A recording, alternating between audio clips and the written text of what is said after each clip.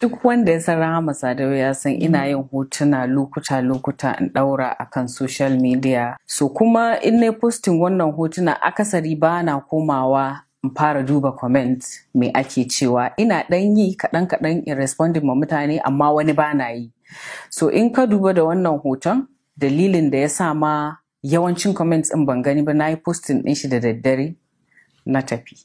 Na yi bacci na, sai da safe ina tashi na ci karo da comment kusan 10,000.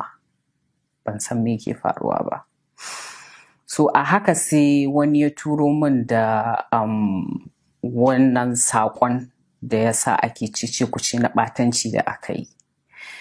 To ina ganin wannan sai na san cewa to wannan karan posting hoto ya ɗauki wani dimension. Saboda inda da ne in ana comment ba zai dame ni ba, amma wannan personally ni ya taɓa ni. Ina ganin wannan na tashi na je na cire hoto daga kan Twitter saboda a Twitter aka yi shi. Daga baya da na cire tun kafin in cire mutane sun riga sun ɗauka. An fara turawa ana turawa. So sai na ga cewa ya dace a ce in fito in ba ma mutanen gari haƙuri saboda wannan haushin da nake ji na cin mutunci da shi wannan yamin duk wani musulmin ƙwarai zai ji wannan haushi. Sai na fito na ba jama'a haƙuri na kuma nisanta kaina da wannan comment da wannan yayi. Ya dame ni saboda ɓatanci ne ga manzon Allah sallallahu alaihi wasallam.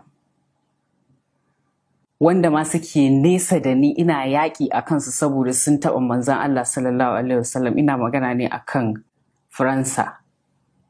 Na fito na yi tweeting, na yi zage-zage, na yi post na Instagram saboda na ji haushi a matsayina na cikakkiyar musulma.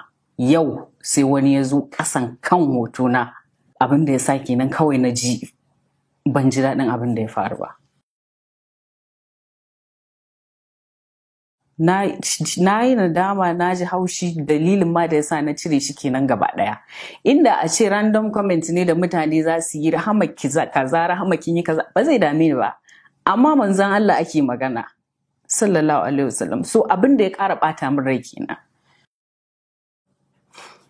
Duk abin da ya same ni na yarda da cewa a haka ni tawa ƙaddaran take zuwa. Kowa da irin yadda abin da yake samun shi kuma da irin abin da Allah yake ɗaura mishi. Ni nawa sai ta zo a haka.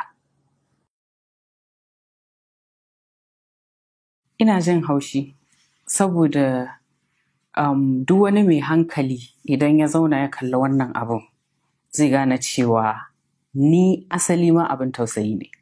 Me dalili? Shine abu ne fa da ya faru da ban ma sani ba. Kila ma waɗanda suke maganan sun riga ni gani amma suka ji ba za su kira ni ba, gara su bari a fara magana a kai. So ni me nawa a ciki? Me nawa a ciki in the sense that ni ma haushe yake bani. Shin mutum ba zai zauna ya fara tunanin wai ya Rahama take ji ba a matsayin